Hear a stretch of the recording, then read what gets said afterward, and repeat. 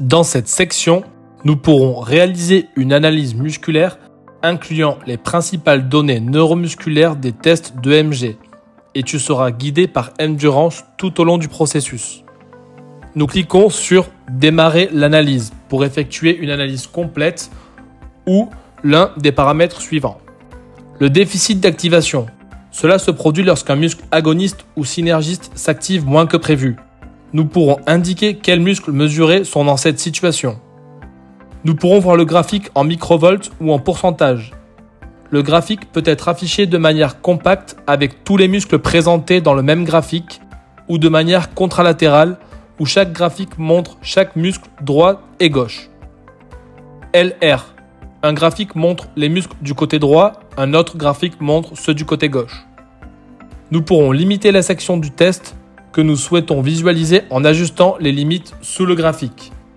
Nous pourrons sélectionner ou désélectionner les muscles que nous mesurons pour une meilleure visualisation du graphique. Après avoir réalisé l'analyse pertinente, nous marquerons les muscles présentant un déficit d'activation, puis cliquons sur « Suivant ». L'étape suivante concerne l'excès de coactivation, qui peut concerner un muscle agoniste, synergiste ou antagoniste lors d'un test. Dans ce cas, nous pourrons marquer les muscles non précédemment sélectionnés qui présentent un excès d'activation si cela s'avère nécessaire.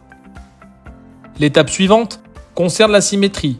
Dans ce graphique, nous devons analyser si les paires musculaires, si elles existent, présentent une symétrie inférieure à 80%. Si l'une d'elles est inférieure à 80%, nous marquerons ce déficit de symétrie et passerons à l'étape suivante. Nous terminerons l'analyse en évaluant si l'un des muscles présente un excès d'activité au repos. Dans ce cas, la première seconde du test sera affichée et il sera possible d'examiner chaque seconde du test. Nous pouvons ajuster cette fenêtre temporelle en secondes. Après avoir marqué l'excès d'activité, le cas échéant, nous passons à la fenêtre suivante où les résultats de notre analyse musculaire sont présentés, ainsi que certaines valeurs attendues fournies par le système en fonction des données obtenues pour les muscles. Nous pourrons ajouter des annotations et enregistrer notre analyse musculaire.